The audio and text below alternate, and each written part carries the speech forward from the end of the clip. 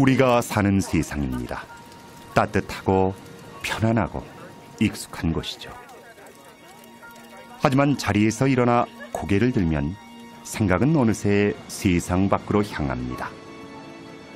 우린 정말 우주의 먼지에 불과할까? 우주는 살기 좋은 곳일까? 나쁜 곳일까? 바라보며 상상하는 것도 나쁘지 않죠. 하지만 그곳으로 직접 떠나보는 것은 어떨까요? 우리가 서 있는 이곳에서 우주의 끝까지, 그곳에 감춰진 신비와 전율스런 공포, 찬란한 신세계, 불길한 어둠의 기운,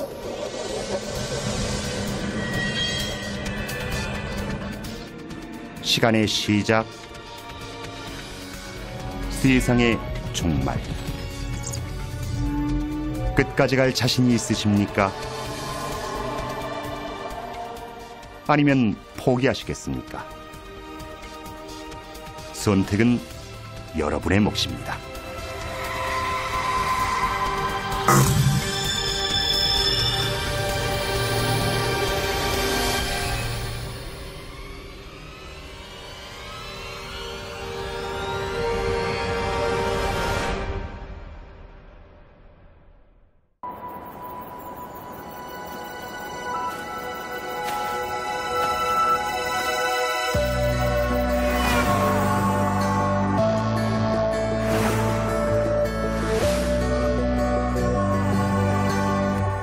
Live Curious, National Geographic Channel.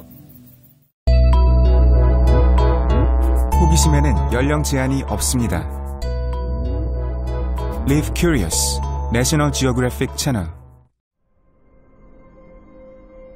우주의 시작은 겨우 100km 상공이며 지구에서 1시간 거리죠.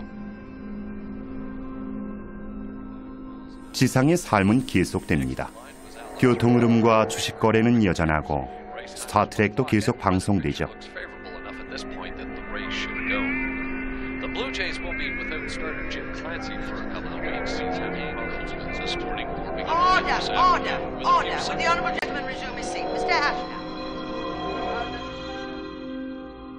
하지만 우린 떠나야 합니다. 저 너머 펼쳐진 거대한 검은 바다로.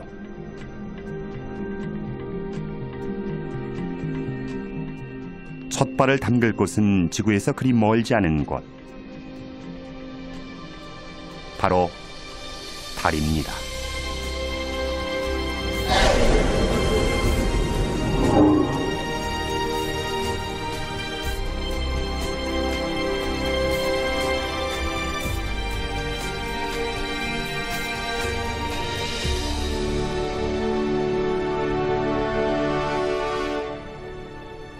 이곳에 다녀간 우주인은 수십 명, 그중 12명이 달에 발을 디뎠죠.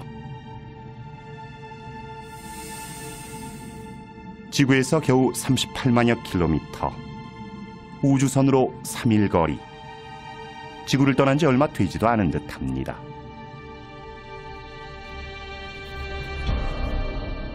지구가 내다보이는 익숙하고 안전한 곳.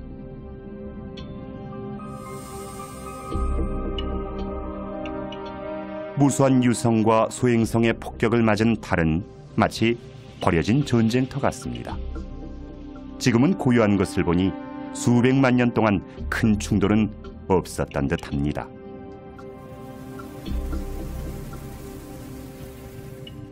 아폴로 11호 달 착륙선을 보니 옛 생각이 납니다. 닐 암스트롱이 남긴 최초의 발자국, 흔적을 지울 공기가 없어 갓 찍힌 것처럼 선명합니다. 수백만 년이 지나도 어쩌면 인류가 사라진 뒤에도 그대로일 것입니다.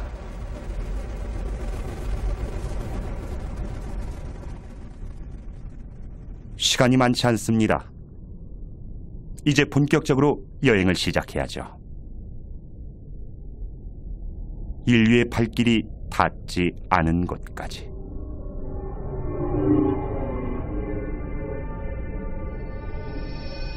어둠 속에 친근한 모습이 보입니다. 사랑의 여신 비너스, 바로 금성입니다. 샛별 또는 개밥바라기, 때론 동쪽에서 새날을 맞이하고 때론 서쪽에서 하루를 마감하는 별. 이 별을 뒤덮은 황색 구름은 햇빛을 반사합니다. 금성이 태양계의 가장 밝은 행성인 이유죠. 금성은 크기도 중력도 지구와 거의 같은 우리의 형제별입니다. 위험은 없을 것입니다. 그런데 금성 탐사선 비너스 익스프레스가 조사한 바에 따르면 이 눈부신 구름은 강한 황산이며 행성 대기는 이산화탄소로 가득하다고 합니다. 명백한 경고입니다.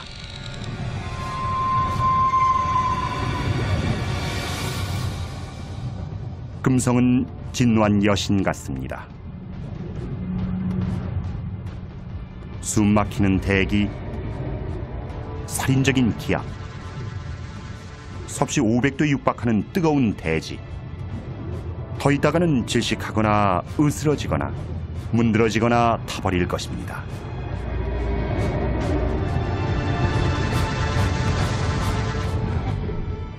여기선 그 무엇도 살아남지 못합니다. 소련의 탐사 로봇 베네라도 예외가 아니었죠. 가혹한 환경을 견디지 못하고 부서졌습니다.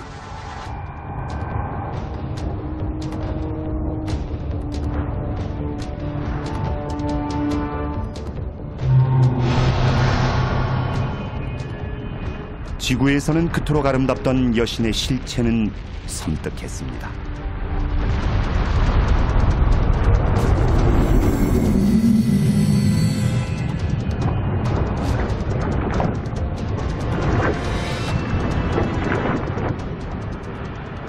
수천 개의 분화구로 표면이 울퉁불퉁한 금성은 지옥이 따로 없습니다. 대기의 주성분인 이산화탄소가 태양열을 가두는 바람에 온난화가 걷잡을 수 없이 진행된 상태입니다. 어쩌면 금성도 형제별 지구처럼 평온한 별이었을지도 모릅니다.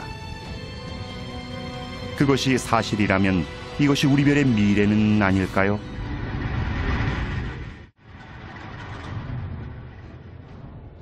그만 돌아가야 할 것 같은 불길한 느낌이 고개를 듭니다.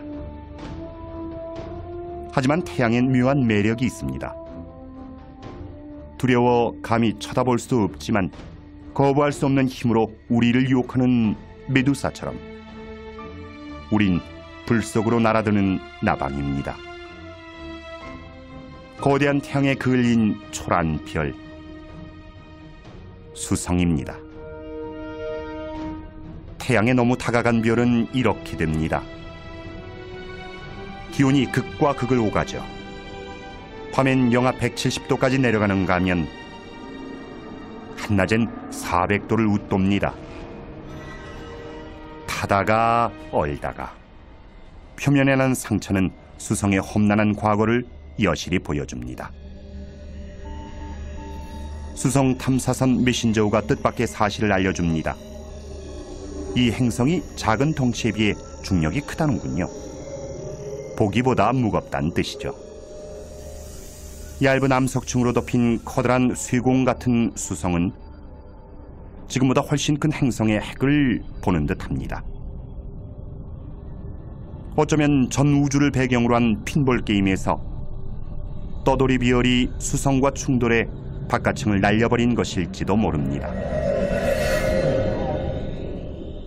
궤도를 벗어난 행성들이 마주치는 모든 것을 여지없이 파괴하는 공간. 우린 그 한가운데 던져진 한없이 작고 무력한 존재입니다. 지금이라도 돌아가야 합니다. 하지만 어느 누가 태양의 매혹적인 광채를 보고 등을 돌릴 수 있을까요? 우리의 빛이자 생명. 우린 전적으로 태양의 의지에 태양을 중심으로 살아갑니다. 그뿐이 아닙니다. 태양은 전차를 타고 하늘을 달리는 그리스의 신 헬리우스며 매일 아침 부활하는 이집트 신 라며 스톤헨지에서 떠오르는 하지의 태양입니다. 지난 수백만 년 동안 태양은 신의 얼굴에 가장 가까운 존재였습니다. 지구에서 1억 5천만 킬로미터, 비행기로 20년 거리.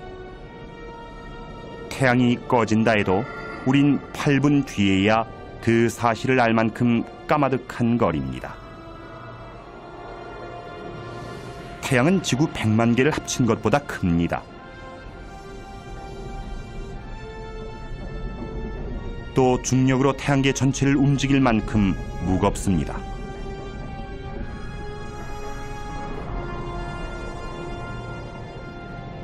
하지만 실물이 있는데 숫자가 무슨 소용일까요? 매일 어김없이 우리 머리 위에 떠오르는 친숙한 태양.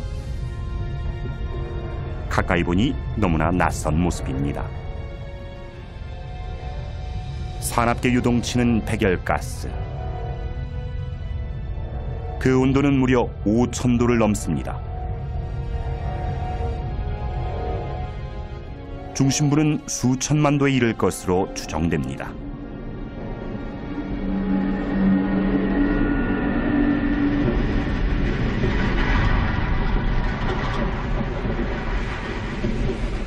이 뜨거운 온도는 핵 반응을 일으키며 초당 수백만 톤에 달하는 물질을 에너지로 바꿉니다. 인류가 생산한 총 에너지보다 많죠. 지구에서 보고 느끼는 빛과 열이 바로 이 에너지입니다. 하지만 가까이에서 본 느낌은 사뭇 다릅니다. 전기와 자기의 작용이 아주 활발하죠. 홍염이라고 하는 고리 모양의 거대한 백열가스에서 방출되는 것입니다. 홍염 한 개는 화산 1000만 개보다 많은 에너지를 내뿜으며 그 안에 지구를 통과시켜도 수만 킬로미터의 여유가 남을 만큼 거대합니다.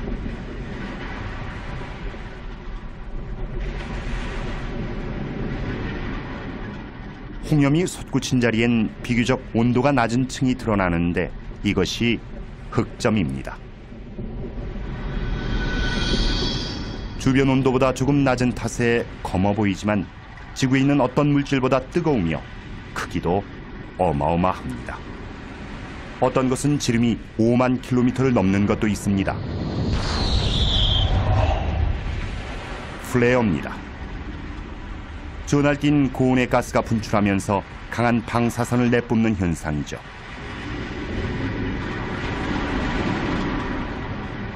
언젠가 태양의 연료가 바닥나면 이 모든 것은 멈출 것입니다.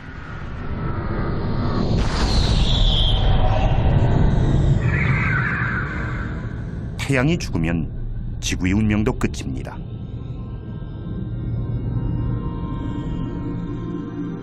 생명을 주기도 하고 빼앗기도 하는 이 신은 우리에게 거리를 두라 경고합니다.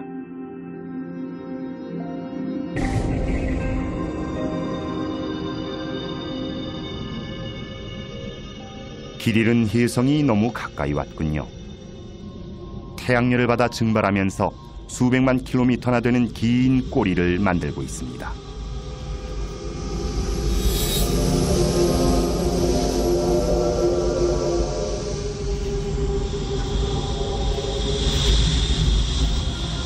내부는 얼어 있습니다. 태양계 밖을 떠도는 얼어붙은 천체에서 떨어져 나온 게 분명합니다. 뜨거운 물과 수증기, 먼지를 뿜고 있습니다. 태양이 혜성에 얼어붙은 심장마저 녹이는 것입니다.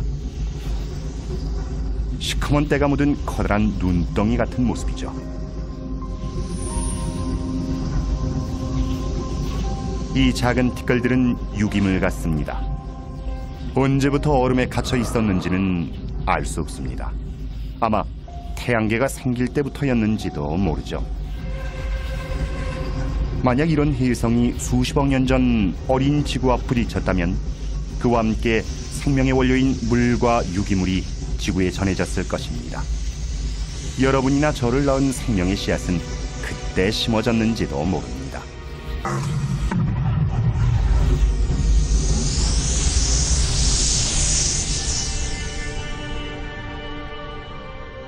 이것이 지금 지구에 떨어진다면 어떨까요?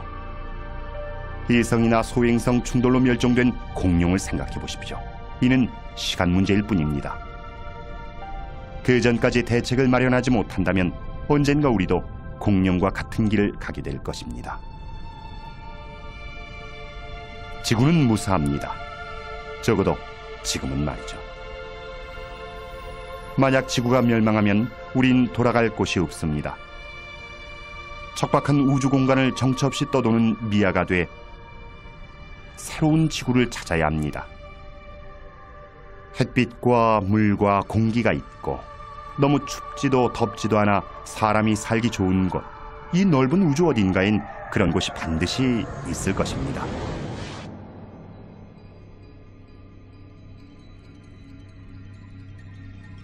붉은 행성, 화성입니다. 우린 수백 년 동안 화성에서 생명의 흔적을 찾았습니다.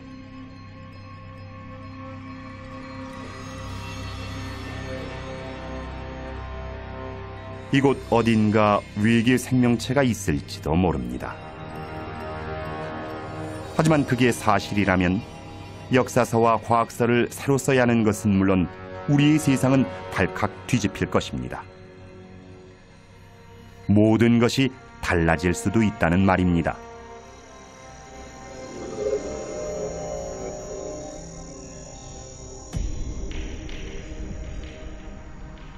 화성만큼 우리의 상상을 자극하는 행성도 없습니다. 공상과학 영화나 만화에도 화성인이 단골로 등장하죠. 물론 모두 지어낸 얘기지만 이곳에 정말 뭔가 살고 있지는 않을까요? 하지만 이곳은 이미 죽은 별입니다. 생명을 지탱해줄 모든 활동은 이미 수억 년 전에 멈춘 상태. 지금의 화성은 거대한 붉은 화석에 불과합니다.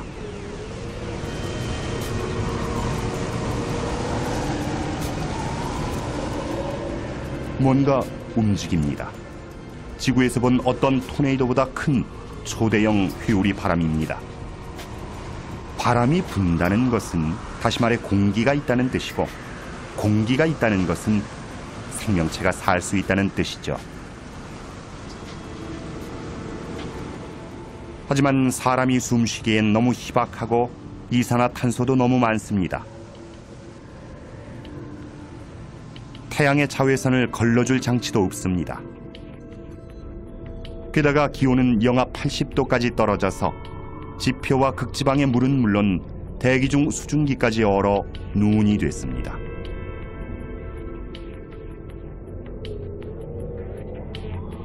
생명이 살 것 같지 않은 곳이지만 지구엔 극심한 더위와 추위를 견디는 생물이 있고 가장 깊은 바다 속에도 생명이 살아갑니다.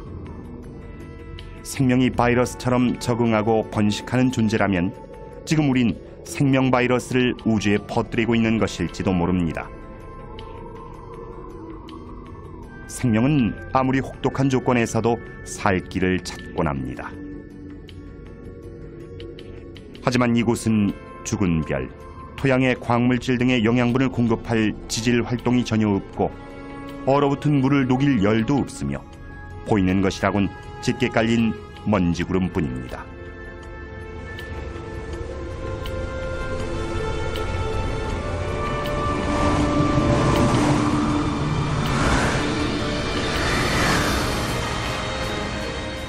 하지만 이것을 잊으면 안 되겠죠. 거대한 고대 화산 올림푸스 몬스. 에베레스트 산보다 무려 3배나 높고 스페인 땅을 거의 다 덮을 정도로 넓은 산입니다. 1970년대에 발견된 이후 사화산으로 알려졌죠.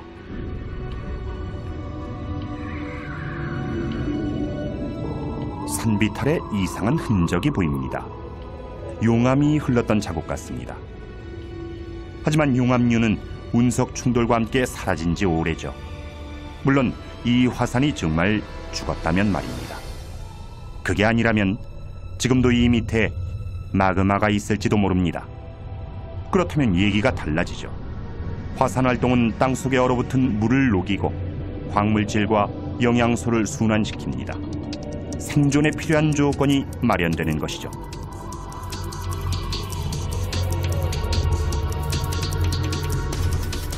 이에 비하면 그랜드 캐년은 도로에 난 틈입니다. 끝도 없이 펼쳐진 이 협곡은 북아메리카 대륙 전체를 가로지를 듯합니다. 이곳에서는 침식이 일어났던 것 같군요. 협곡 바닥엔 강이 마른 듯한 흔적도 보입니다. 화산 활동으로 녹아내린 땅속 얼음이 이 거대한 협곡을 따라 흘렀는지도 모르죠. 이런 활동은 지금도 얼음을 녹일 수 있고 물을 만들 수 있습니다. 물이 있는 곳이라면 생물도 살 수 있죠. 이곳에 물이 흐른다면 살아있는 생물이 있을 가능성도 있습니다. 적막한 풍경 사이로 움직이는 것은 미국의 탐사 로봇 오퍼튜니티 호입니다. 이 황량한 벌판이 먼 옛날 생명체가 살던 호수나 바다였다는 증거를 찾고 있는 것이죠.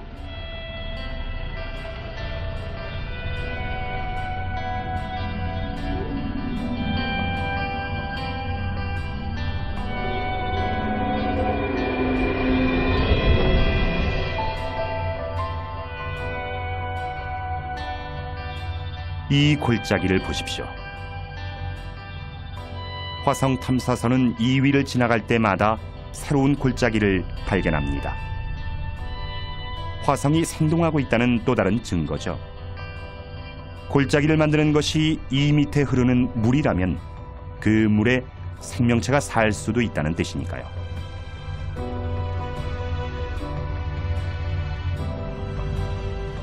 그것을 찾는 게 문제죠. 어쩌면 그것은 화성이 아닌 지구에 있는지도 모릅니다. 지구의 생명체가 여기서 비롯됐다는 학설이 있습니다. 화성이 소행성과 충돌하면서 미생물이 풍부한 화성 파편이 우주로 떨어져 나와 어린 지구에 떨어졌고 그곳에 생명의 씨앗을 심었다는 설이죠. 우리가 화성에 이토록 이끌리는 것도 인류의 고향이기 때문은 아닐까요?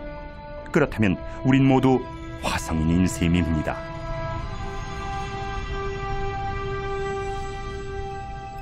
이곳은 우리가 알던 화성이 아닌 끊임없이 변화하는 활기찬 행성이었습니다. 태양계에서 가장 활발히 연구된 화성조차 잘 모른다면 우리가 모르는 것은 얼마나 많을까요? 우주엔 더 많은 비밀이 숨어 있을 것입니다.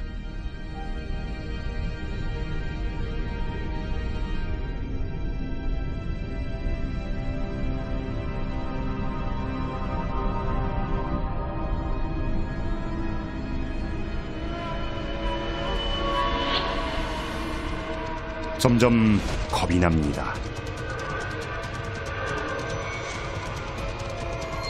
거대한 컴퓨터 게임 속에 들어온 기분입니다.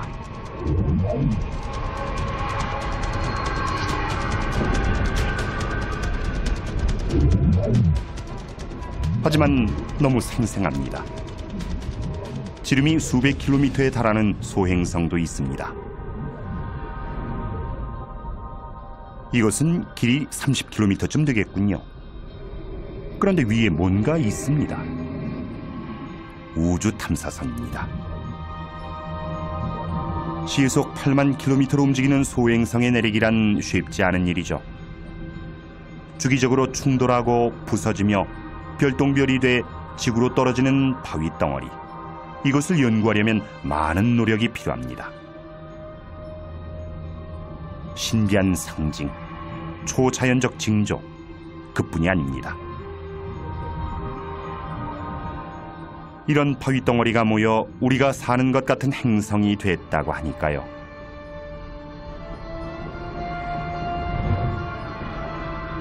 지구에 떨어진 운석의 나이를 따져보면 지구가 45억 년 전에 태어났음을 알 수 있습니다. 이들은 결국 지구와 태양계의 출생 증명서인 셈이죠. 그런데 이것들은 행성이 되지 않았습니다. 어떤 강력한 힘이 결합을 방해한 것입니다.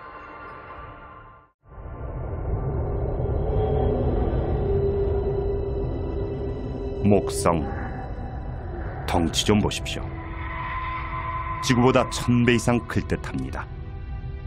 나머지 행성이 다 들어가도 될 만큼 거대합니다. 이 정도 크기면 인력이 주변에 큰 영향을 미치죠. 그래서 소행성들이 행성이 못 되는 것입니다. 보십시오. 미용이 넘칩니다. 하지만 가까이 들여다보면 꼭 그렇지만도 않습니다.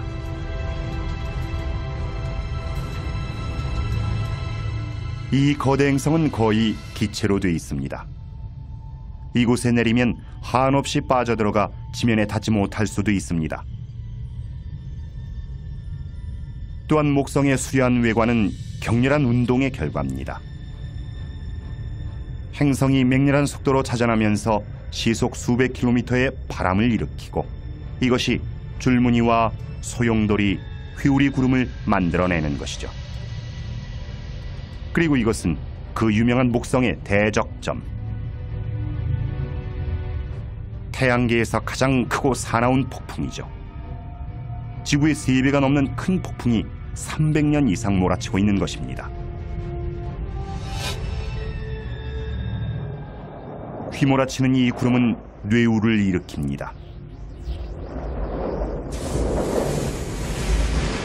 지구에 치는 번개보다 10,000배나 강력한 것이죠.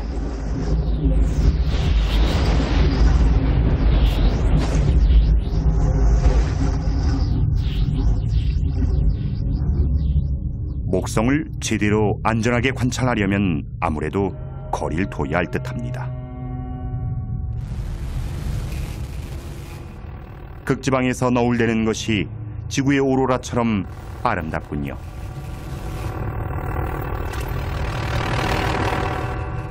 그런데 가이거 계수기가 미친 듯이 돌아갑니다. 목성의 강한 자기장에 이끌린 살인적인 방사선이 만들어낸 오로라인 모양이죠. 이제야 알겠습니다. 이곳이 우리의 예상과는 전혀 다른 세계라는 것을. 우주는 모순과 속임수와 함정으로 가득한 곳이란 것을. 일단 안전한 곳을 찾아야 합니다. 잠시 내려앉아 숨을 돌릴 곳 말입니다. 알록달록한 위성 이오는 어떨까요?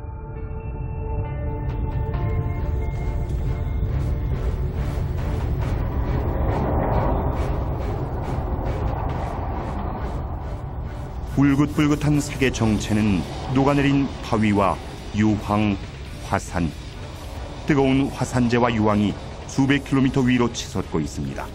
안전하긴커녕 태양에 버금가는 위험천만한 곳입니다. 우주의 끝으로 가는 우리의 여정은 어느새 생존 싸움이 돼버렸습니다. 하지만 이 모든 위험이 지나면 진정 경이로운 광경이 우리를 기다리고 있을 것입니다.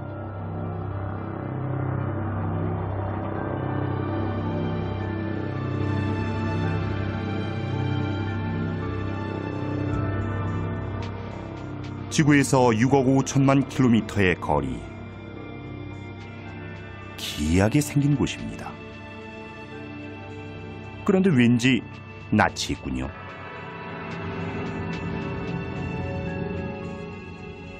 얼음으로 뒤덮인 갈라진 땅이 북극을 보는 듯합니다.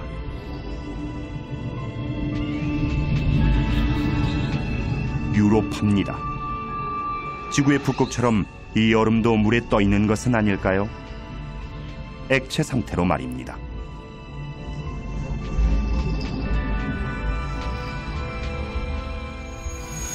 흥미로운 이야기죠. 하지만 태양에서 8억 킬로미터 떨어진 유로파가 꽁꽁 얼지 않았을 리 없습니다.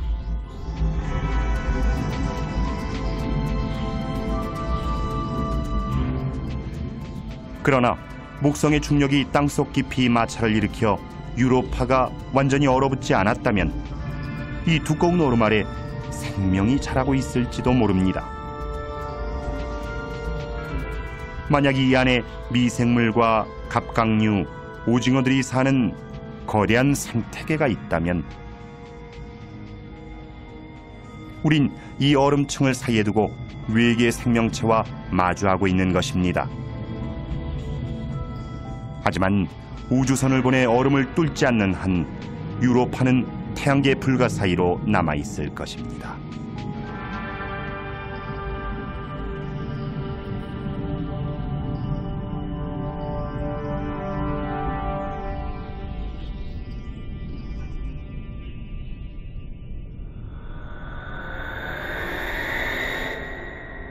우리의 꿈속에 상상 속에 언제나 존재하는 별. 그 별이 지금 우리 눈앞에 있습니다. 태양계 행성 중 가장 아름다운 보석, 토성. 우린 이곳을 보려고 이 험한 길을 달려왔나 봅니다. 토성엔 신비한 무언가가 있습니다. 거대한 기체 덩어리인 토성은 물에 뜰 정도로 가볍습니다. 토성의 고리는 지구에서 달의 거리만큼 넓게 퍼져 있지만 두께는 몇백 미터에 불과합니다. 토성 탐사선 카시니호에 희미한 전파가 잡힙니다. 토성의 극지방 오로라에서 나오는 듯합니다. 이것이야말로 별의 노래 아닐까요? 카시니호의 조사에 따르면 이 고리는 토성의 중력에 부서진 위성의 잔해일 것이라고 합니다. 이 다시 없는 장관은 파멸의 흔적이었습니다.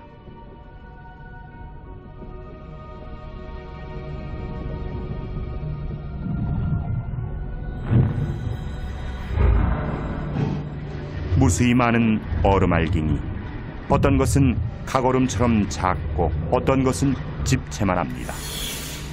서로 부딪히고 떨어져 나가고 다시 뭉치고 초창기 태양계를 보는 듯합니다. 먼지와 기체가 갓 태어난 태양 주위를 돌고 인력이 신기한 작용을 하던 시대. 이런 파편이 만나 덩어리를 이뤘고 그렇게 우리의 지구가 탄생했죠.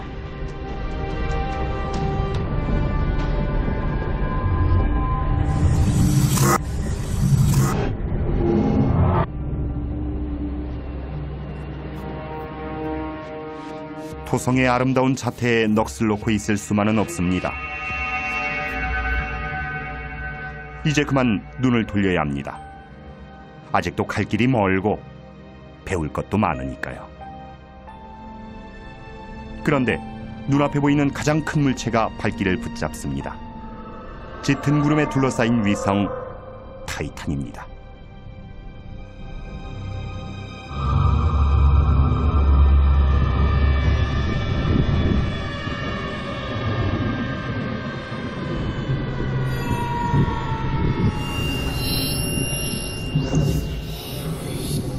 이곳엔 대기가 있는 것 같군요.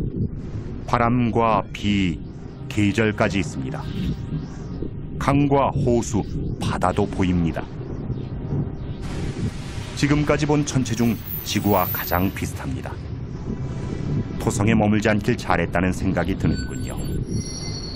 그런데 이것은 물이 아니라 액체 천연가스입니다. 지구 전체의 석유와 가스 매장량의 수백 배는 될 것으로 추정됩니다. 가져갈 수만 있다면 지구의 모든 도시와 자동차가 수천 년 동안 쓸 수 있는 양이죠. 어쩌면 먼 훗날 이곳에 정착한 지구인들이 쓰게 될지도 모르겠군요. 타이탄이 주인 없는 별이라면 말이죠. 그것을 알아보고자 카시니호의 위성 탐사선 하위 헌스가 타이탄에 착륙했습니다. 그리고 토양에서 유기물의 존재를 확인했죠. 하지만 이곳의 기온은 영하 180도. 생명체가 되기엔 불가능한 조건입니다. 타이탄이 더워진다면 모르지만요. 태양은 점점 뜨거워질 것입니다. 그렇게 되면 수십억 년 전 지구에서 그랬듯 이곳에도 수많은 생명이 싹틀 것입니다. 지구가 너무 뜨거워지면 우린 타이탄에 정착할지도 모릅니다. 그때는 이 머나먼 별이 인류의 고향이 되겠죠.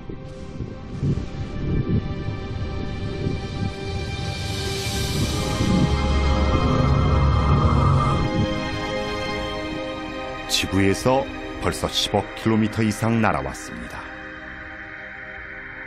여기서부터 지구는 우리 시야를 벗어납니다. 지금 우린 절벽 끝에 서서 태양계 외곽의 신비한 세계를 바라보고 있습니다. 우리가 진정 우주를 이해하고 그 끝을 보고자 한다면 여길 넘어야 합니다.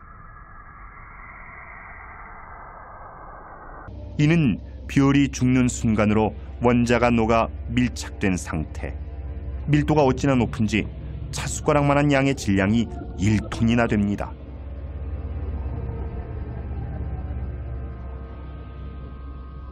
이는 태양의 쓸쓸한 운명을 보여줍니다. 지금으로부터 60억 년 뒤 태양은 백색 외성이 됩니다. 태양의 죽음은 곧 지구의 종말을 의미하죠. 지금까지 얼마나 많은 세상이 뜨고 졌을지, 얼마나 많은 별의 역사가 묻혀버렸을지 문득 궁금해집니다.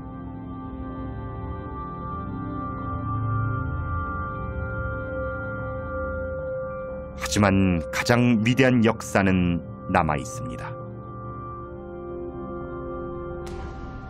이제 우린 시간을 거슬러 올라갈 것입니다. 우주의 모든 이야기가 시작되는 첫 번째 장으로.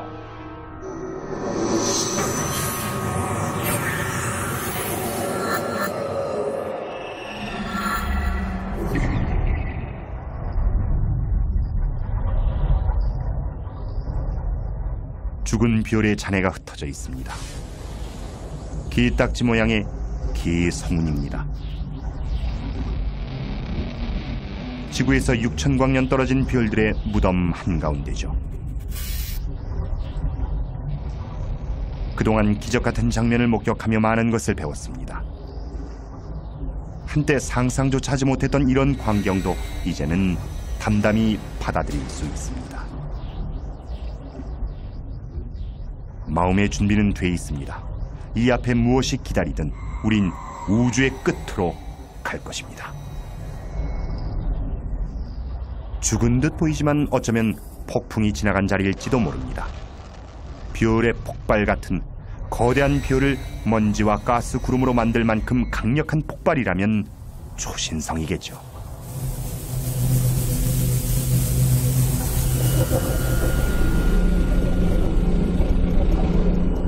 폭풍의 눈입니다. 맥동하며 자전하는 별 벌써.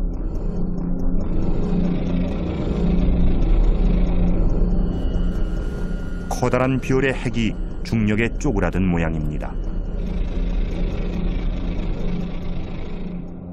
지름은 겨우 20km지만 밀도는 상상을 초월하죠. 핀 끝만한 양이 많으면 수백만 톤은 될 것입니다. 피겨스케이팅 선수가 제자리에서 돌면서 팔을 안으로 모으듯 이 별도 부피가 줄수록 회전이 빨라집니다. 양쪽으로 내쏘는 광선, 에너지, 방사선, 초당 30회의 고속 회전, 거대한 먼지와 가스구름. 펄서가 내뿜는 방사선의 양은 태양보다 많습니다.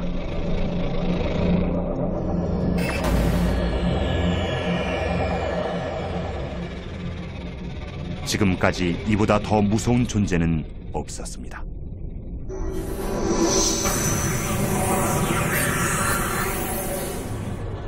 처음에 봤다면 겁에 질렸겠죠.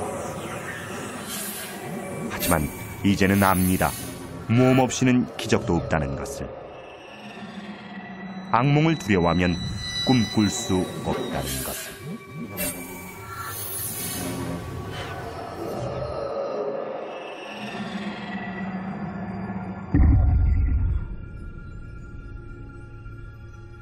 묘한 기분이 듭니다. 뭔가 좋지 않은 일이 일어날 것만 같은 기분 나쁜 느낌입니다. 절대 마주치고 싶지 않았던 그것. 뒤에 있는 별빛마저 새나오지 못하는 지독한 암흑. 우린 종말의 모습을 보고 있습니다. 거대한 별의 시체. 블랙홀입니다. 이 별은 백색 외성이나 펄서가 되지 않았습니다. 대신 계속 줄어들었죠. 수축을 거듭한 끝에 지름은 겨우 몇 킬로미터로 줄었습니다. 밀도가 펄서보다 훨씬 큰 가공할 천체가 된 것이죠.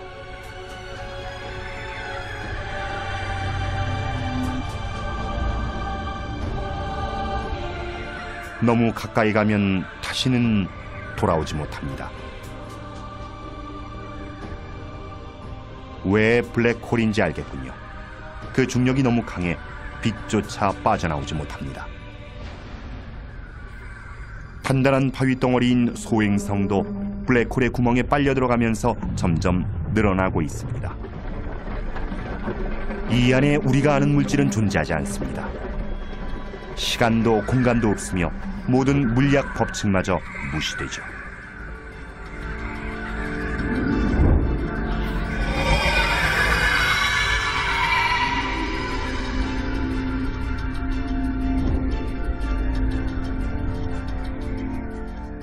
소행성은 사라졌습니다. 어디로 갔는지는 아무도 모릅니다. 인간 이해력의 한계죠.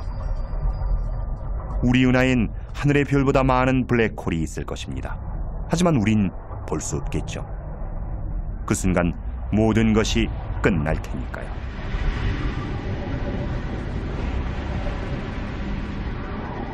끝이 보이지 않는 나락으로 서서히 사라져가는 이 별처럼.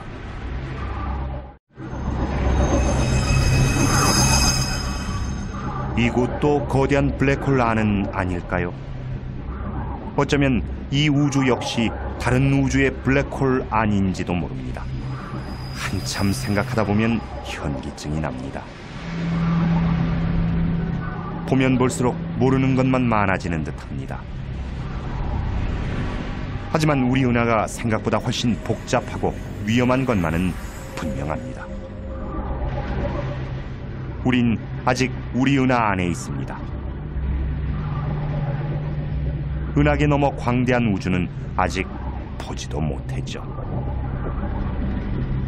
온갖 모험과 신비한 비밀이 우리를 기다리고 있습니다.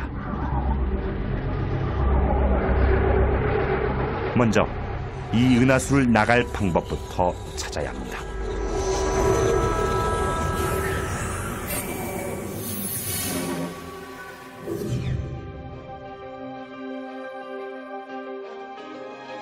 지구에서 7,000광년 떨어진 곳. 하지만 아직 우리 은하 아닙니다. 한없이 아름답고 신비한 나무로 가득한 밀림에 들어선 기분입니다. 이대로는 나무에 가려 숲을 볼 수가 없습니다. 어떻게든 이 숲을 빠져나가 은하계 끝으로 가야 합니다. 그래야 은하계와 우리의 기원을 조금이라도 알 수 있을 테니까요. 하지만 눈앞의 풍경이 발길을 머물게 합니다. 찬란히 빛나는 구름 위로 피어오르는 거대한 먼지 기둥. 이것이 창조의 기둥입니다. 먼 은하계로 통하는 문 같습니다. 양쪽 기둥에 조그만 것들이 박혀 있습니다. 별의 씨앗을 품고 있는 것이죠. 별 하나가 우리의 태양계만 합니다. 자연의 창조력에 또 한 번 고개가 숙여집니다. 하지만 매혹적인 광경에 빠져 언제까지 넋을 잃고 있을 수만은 없습니다. 우린 은하계 끝을 향해 떠나야 합니다.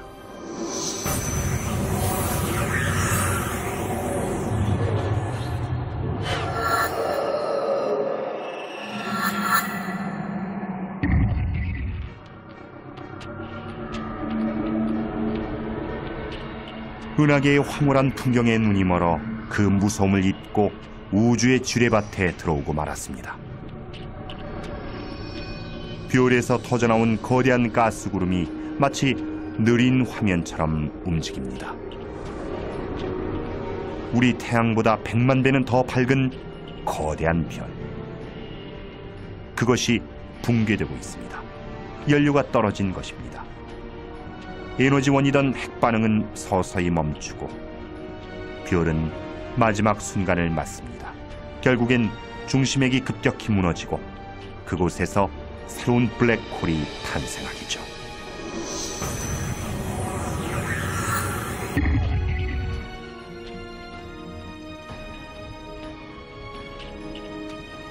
이 별은 그보다 더 크고 굉장히 불안정합니다. 곧 폭발할 것 같습니다. 이렇게 큰 별이 죽으면 초신성보다 100배는 강한 폭발이 일어나죠. 그것이 우주에서 가장 성대한 별의 최후, 극초신성 폭발입니다.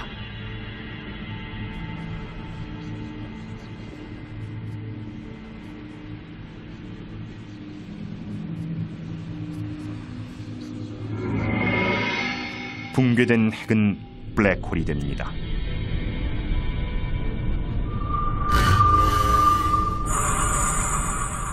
별 전체를 관통하는 충격파에 바깥층이 우주 공간으로 터져나갑니다.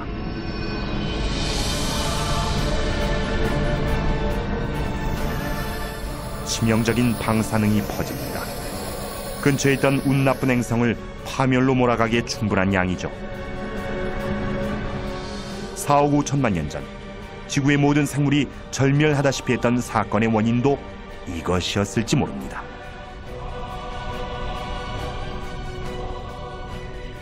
죽음의 극초신성, 얼어붙은 해성, 타버린 행성, 백색 외성, 적색 거성, 지구.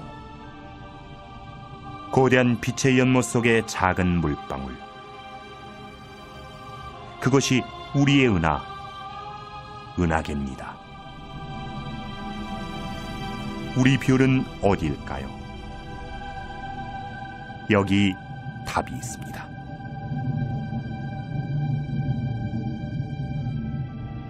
과거와 현재의 문명, 지금까지 살아온 전 인류, 아주 작은 벌레, 가장 높은 산, 모두 보이지 않는 존재입니다. 작은 점도 안 됩니다.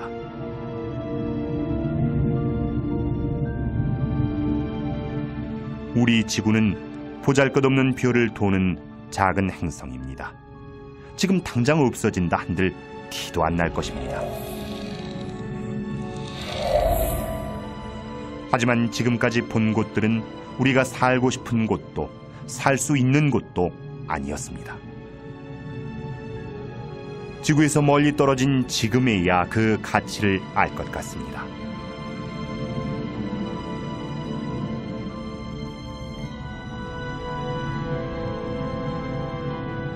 이 별들을 보십시오.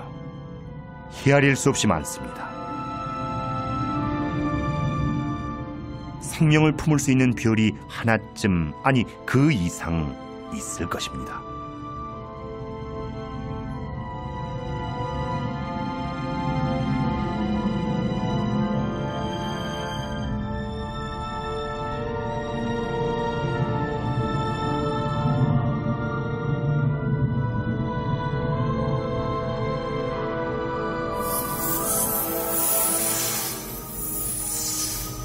별이 촘촘히 모인 이 대성단이 그곳인지도 모르죠.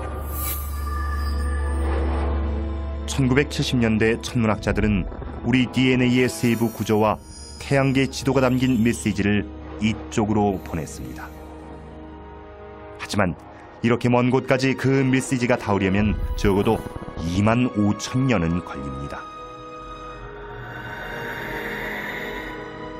우리가 아직 외계 생명체를 보지 못했다고 해서 우주에 다른 생명이 없다고 단정할 수는 없습니다.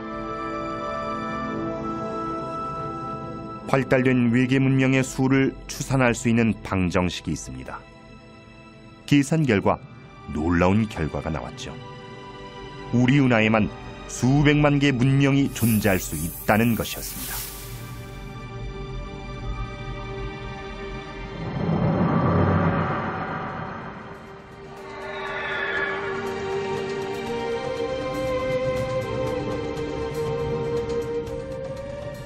지금까지 본 것은 모두 우리 은하 아니었습니다.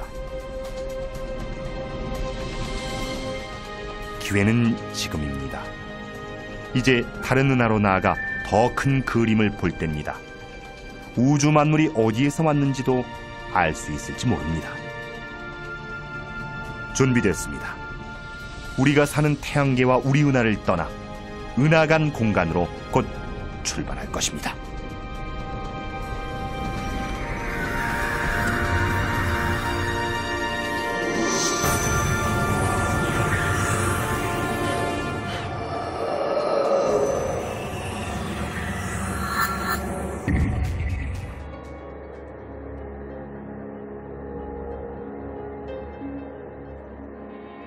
은하계 너머, 은하 사이의 광활한 공간을 지나 우린 드디어 은하간 공간에 무사히 진입했습니다.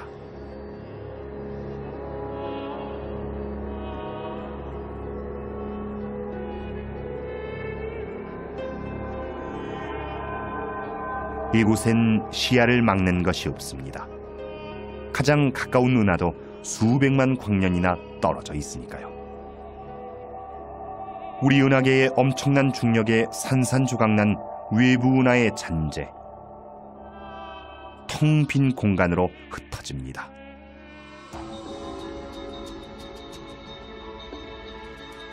이곳은 우주에서 가장 완벽한 진공에 가까운 상태지만 정말 아무것도 없는 것은 아닙니다. 기체가 희미하게 남아있고 먼지도 10개 흩어져 있습니다. 그뿐이 아닙니다. 암흑물질도 있습니다. 우린 볼 수도 느낄 수도 맛볼 수도 만질 수도 계량할 수도 없는 불가사의한 물질이죠. 하지만 우주 구성 성분의 90% 이상을 차지할 만큼 흔한 것입니다.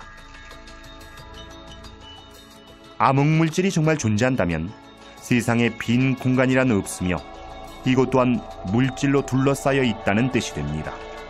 그 존재를 증명하는 것은 이 물질이 은하에 미치는 힘입니다. 이것이 그 예죠. 대마젤란운.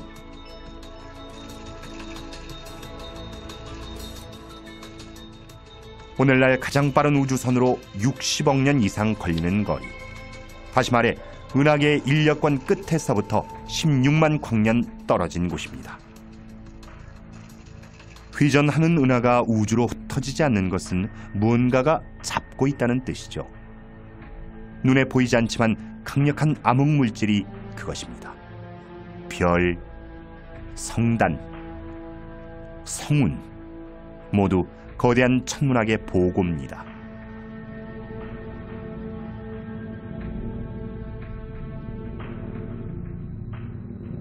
이곳은 꼭 반짝이는 진주 목걸이 같습니다. 불덩어리였군요. 강력한 폭발과 함께 퍼져나가고 있습니다. 초신성입니다. 이 빛은 1987년 지구에서 육안으로 관찰할 수 있었을 정도로 굉장히 밝습니다. 게다가 연쇄 핵반응을 일으킬 만큼 격렬해서 원자를 융합해 새로운 원소를 만들어내죠. 그렇게 생겨난 금, 은, 백금 등의 물질은 우주로 튕겨나갑니다.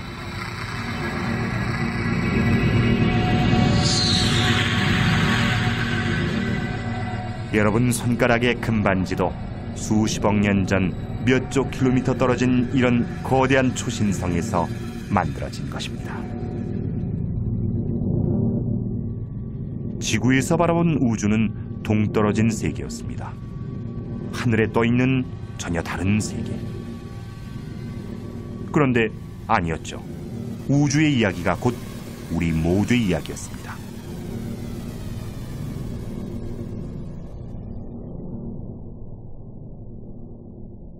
그렇게 생각하니 막막한 바다에서도 용기가 납니다.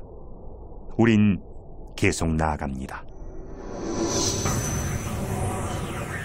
더 멀리, 더 빨리.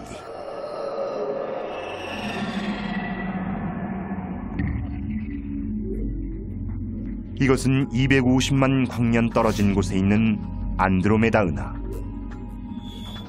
거의 시속 100만 킬로미터로 이동하고 있습니다. 우주의 모든 것은 폭탄의 파편이 튀듯 멀어집니다. 우리가 보는 이 은하는 아프리카 초원에 유인원을 닮은 인류의 조상이 나타났을 때의 모습이죠.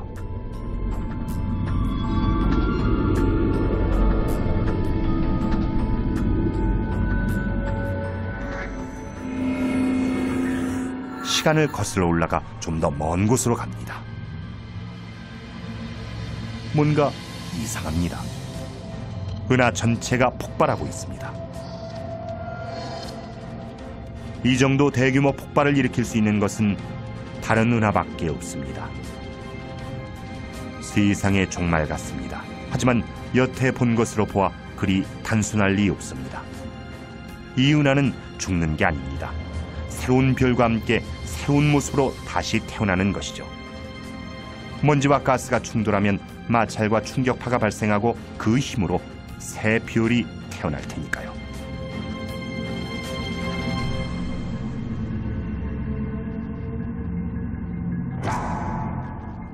혼돈 속에도 질서가 있고 무한한 변화에도 패턴이 있습니다.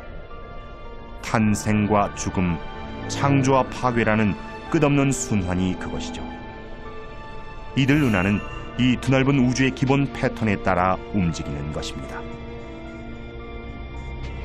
우주엔 수십억 개의 은하가 있고 그 안에 수백 수천억 개의 별이 있습니다. 지구에 있는 해변의 모래알을 다 합친 것보다도 많을 수 있습니다. 지금 존재하는 별만 따져도 그렇다는 얘기죠. 우주엔 이미 생을 마친 별도 있고 막 태어나는 별도 있고 태어날 별도 있습니다. 마침내 눈에 들어온 큰 그림은 상상했던 것보다 훨씬 컸습니다. 이 바람개비 은하는 지구에서 굉장히 먼 은하입니다. 지금 지구에서 메시지를 보내면 이곳까지 오는데 2700만 년이나 걸릴 정도죠. 우리 인류 또는 지구가 그 답신을 받을 때까지 존재하기나 할까요? 아마 아닐 것입니다.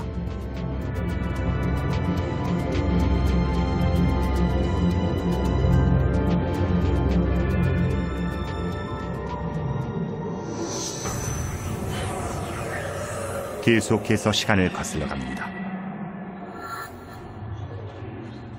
공룡이 멸종된 시대를 지나고 지상에 처음 생물이 나타난 순간도 지났습니다.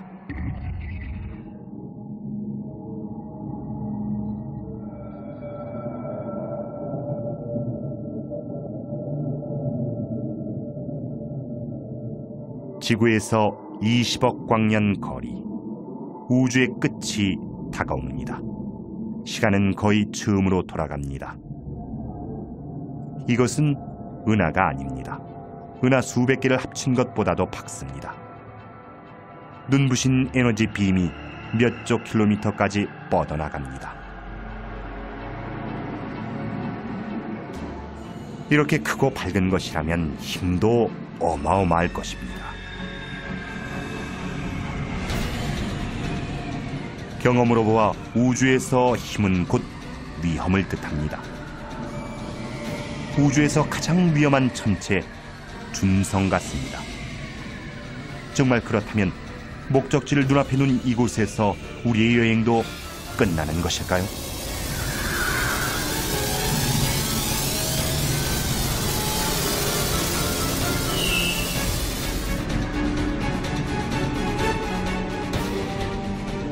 우주에서 가장 강력하고 가장 치명적인 천체 준성. 수백 개의 은하보다 밝게 빛나며 소용돌이 치는 초고온의 가스 덩어리.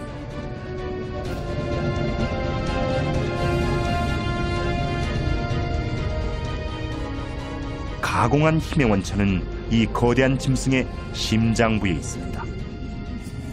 태양 10억 개의 질량과 맞먹는 어둠의 핵, 초대형 블랙홀이 그것이죠.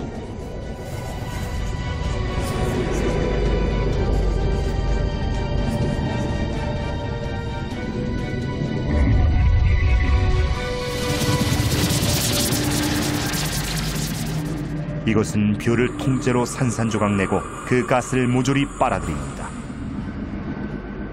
결국 그 별은 우주에서 영원히 자취를 감추게 됩니다.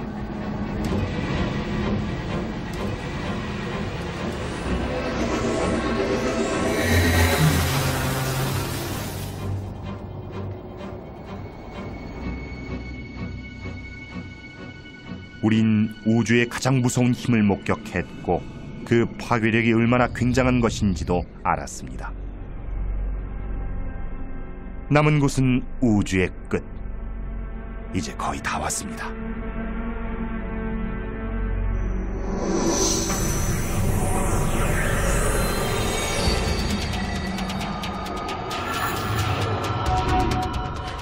아직 더 가야 합니다.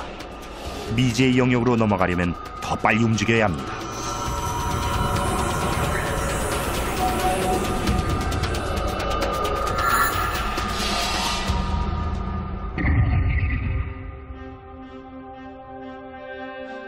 지구에서 80억 광년 떨어진 곳에도 은하가 있습니다. 그런데 좀 다릅니다. 작고 초라한 것들만 모여 있습니다.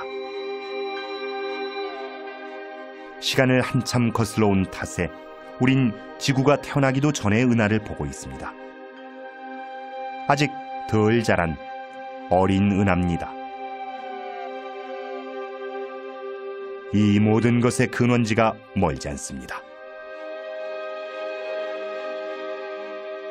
120억 광년 전,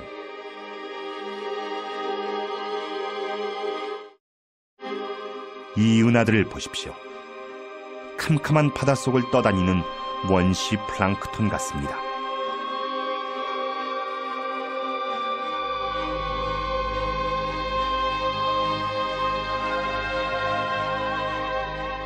먼지와 가스구름이 춤을 추며 형태를 이루고 한데 뭉쳐 은하의 씨앗이 만들어지는 신비한 광경입니다. 우리 은하도 이렇게 태어났겠죠.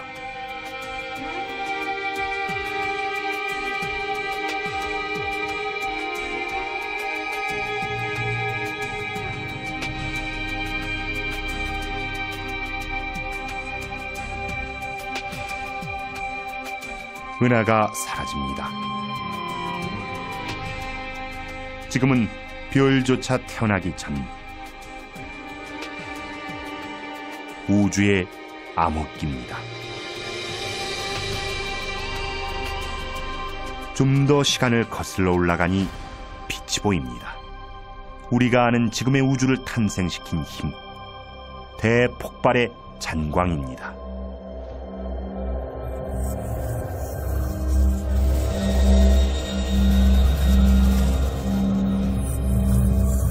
거의 다 왔군요.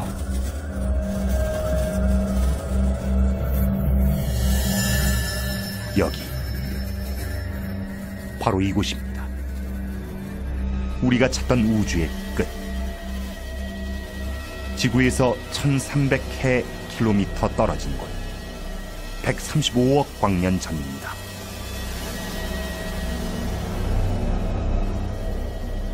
우주 역사상 가장 격렬한 창조의 순간, 빅뱅이 일어나던 바로 그 순간입니다. 이 세상 모든 것은 이때부터 존재했죠.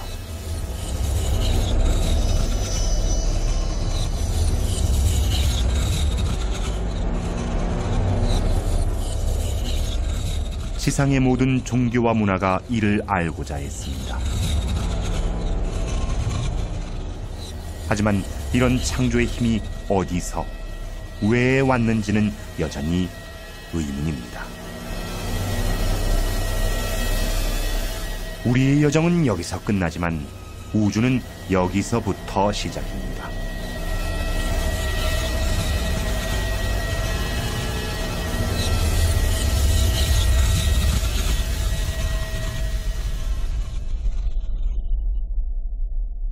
한없이 작고 뜨거운 고밀도의 점이 폭발합니다.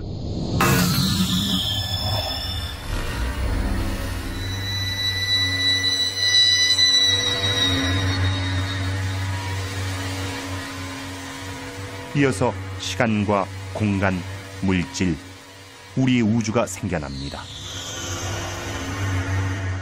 처음엔 원자보다 더 작은 입자만 하던 것이 어느 찰나인가 손바닥으로 쥘 수 있을 만큼 커집니다. 그리고 잠시 후 어느새 지구만해집니다.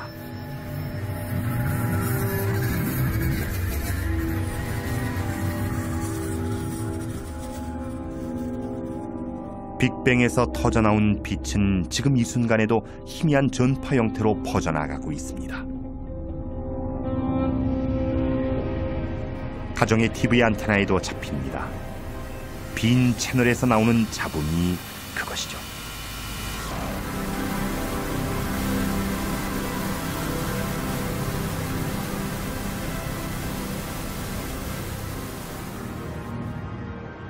이젠 폭발의 충격파를 타고 거슬러 온 시간을 되돌아갑니다.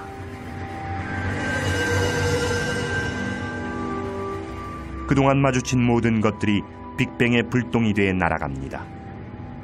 은하도 별도 행성도 모두 작은 파편입니다.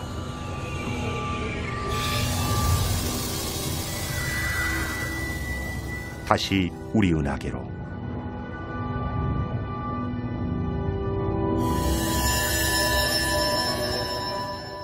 우리 태양계로.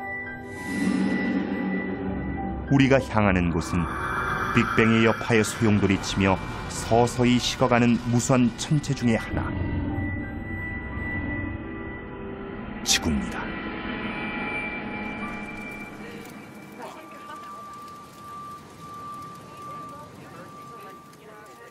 우린 과거로 거슬러 올라가 미래를 봤습니다. 30억 년 뒤 거대한 안드로메다 은하가 우리 은하와 충돌합니다. 새 은하가 탄생합니다. 살아남은 태양과 그 행성들은 새 은하를 도는 커다란 궤도 안으로 던져집니다. 이후 태양은 적색 거성이 돼 수성과 금성을 삼켜버리고 초토화된 지구에서는 모든 생명이 자취를 감춥니다.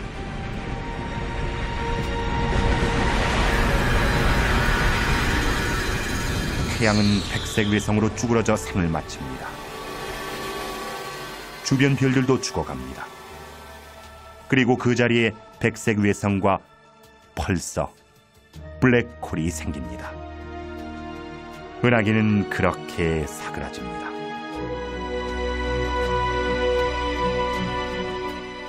빅뱅 이후 우주는 빛을 잃으며 죽어가고 있습니다. 갑작스런 폭발이 아니라 서서히 멀어지는 불빛처럼.